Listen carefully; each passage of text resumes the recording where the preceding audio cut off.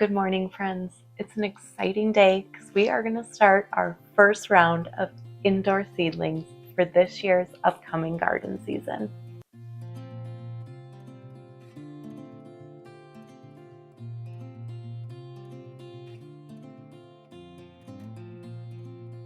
First, if you're new, welcome to the channel.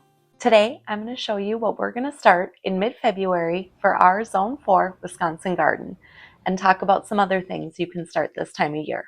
Let's get into what I'm going to plant today, and I'll pop a picture up on the screen here so you can see what all these things should look like growing in the garden later in the year.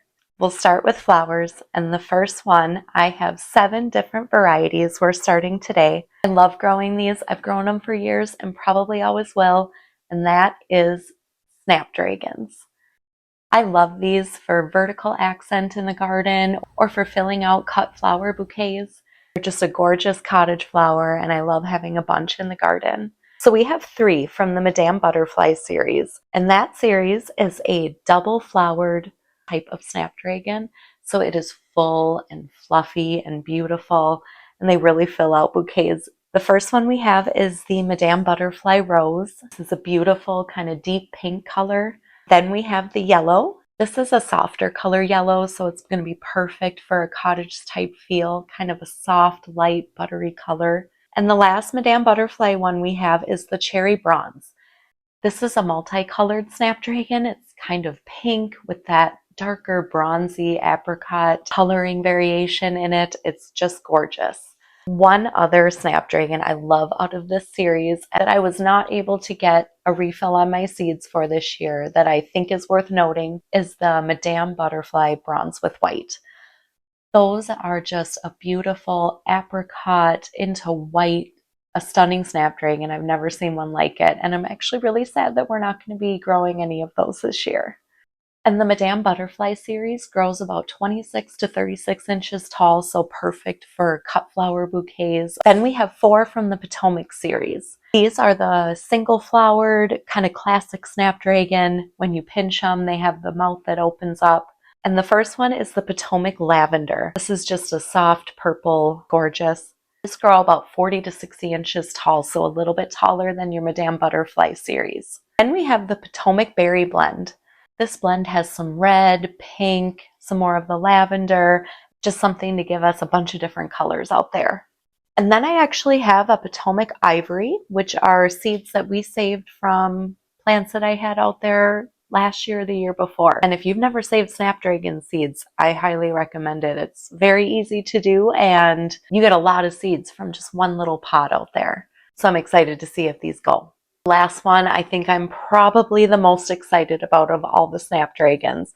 It was a new one this year, and that is the Potomac Plum Blossom. This has a dark plum center out into white in the outer flower, and I think planted in a large grouping, these would just be stunning and a standalone accent in the garden. Moving on to a couple other flowers we're going to start. And we have the Wonderland Deep Rose Alyssum. These grow about 4 inches tall and 6 to 8 inches wide. I'm just going to put these in the front of some flower borders as a little ground cover and in some of my pots that I have out on the deck. They're just sweet little flowers. It says they bloom about 10 weeks after sowing. We'll get some blooms by the time we're planting them outside, and we'll already have some color on these. Then we have one variety of lavender, the Elegance Purple. This is a darker colored lavender, and I grew this last year. It was beautiful, smelled really great, grows about 12 to 18 inches tall, and this is actually a perennial in zones 5 to 7. The next group of flowers I'm starting, we actually already started some in our winter sowing from last week's video. So if you're looking for a cheap, easy way to start seeds and you don't have any grow lights, you can check out that video from last week, and I go through the whole process of how to start winter sowing seeds and what works in that method for up here. But we're going to start some more of those indoors today because if I get a bunch, I'm totally fine with finding places out in my landscape and yard to put these things. So we have the Favorite Berries Yarrow.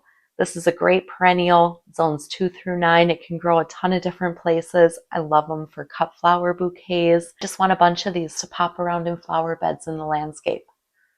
Then we have the Barlow Mix of Columbine. This is a great perennial up here, zones 3 through 9, grows about 32 to 42 inches tall. I'm actually planning on using these in a shadier spot of our front garden under a couple of pine trees that we're going to start developing up this year with some hostas and columbine and all sorts of fun shady things. So I hope to get a bunch of these that we can fill that space out with. Then we have two different kinds of foxglove. I have the Camelot mix and the Excelsior mix. And I love foxglove. They're a classic cottage garden flower. I feel like I can't have enough of them. And since these are biennial here, I like to start these every year, so I always have some out there.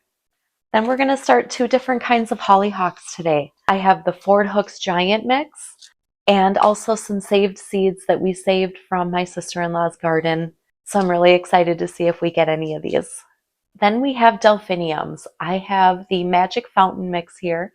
This is a short-lived perennial in zones 3 to 7, so I always try to start a bunch of these as well. I'm not going to lie, I don't have a lot of luck with delphiniums. If you guys have any tips for me, please let me know in the comments below, because I am all ears. I would love to be able to get these to grow. I started some winter sowing, starting more inside. Maybe it'll be the year, but if you have any tips, please let me know. And we just have a few different vegetables we can start this time of year. We have the Kelvin variety of celery. I grew this last year with some great luck, and it was delicious.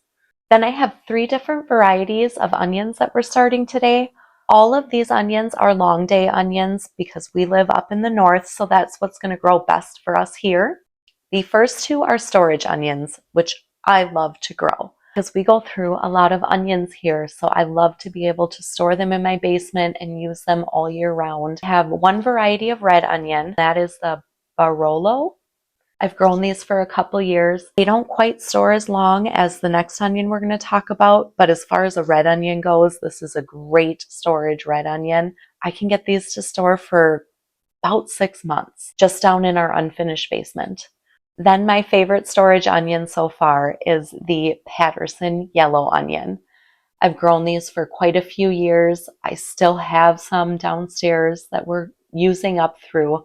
I can typically get these to last just in our basement pretty much all the way through the year until we're harvesting our next year's onions. I highly recommend this one for a long day storage onion. And then a new one for me this year is the Walla Walla sweet onions. This is another yellow onion. I've seen a lot of people grow these. They get them to be big and huge.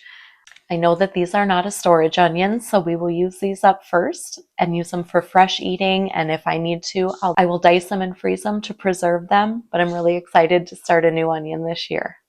And last, I have 3 different herbs that we're going to start today. We're going to start a variety of eucalyptus called Silver Dollar. I grew this last year as well, and I hope to get enough that we can make some bunches of it. Then we are going to start some rosemary and 2 different varieties of parsley. I have the Giants of Italy as well as the Darky Green. So that's everything that I'm going to get started today for our garden. So I'll meet you downstairs in the basement where we're going to plant these things up and get them under some grow lights.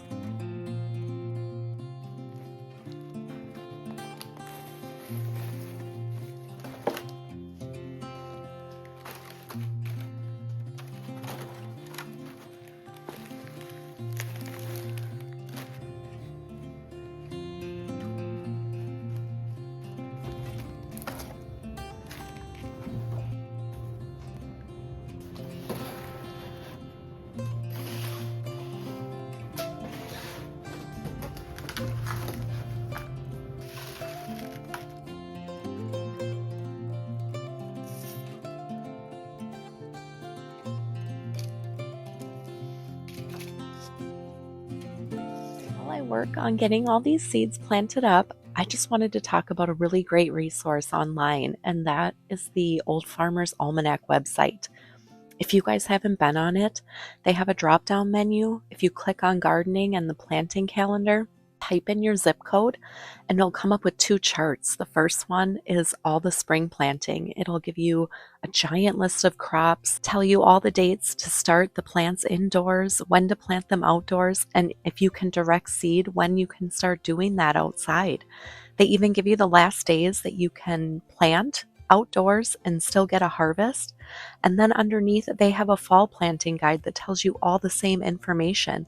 Everything that's frost tolerant, it's a really great resource to use. A few other things that you could start early on to mid-February up here is like mint, oregano, thyme, comfrey, and then in a few weeks, more late February, we'll be doing our bell peppers, jalapeno peppers, and you can even start things like ginger, leeks, and we have a whole bunch of other flowers we're going to start in just a few more weeks.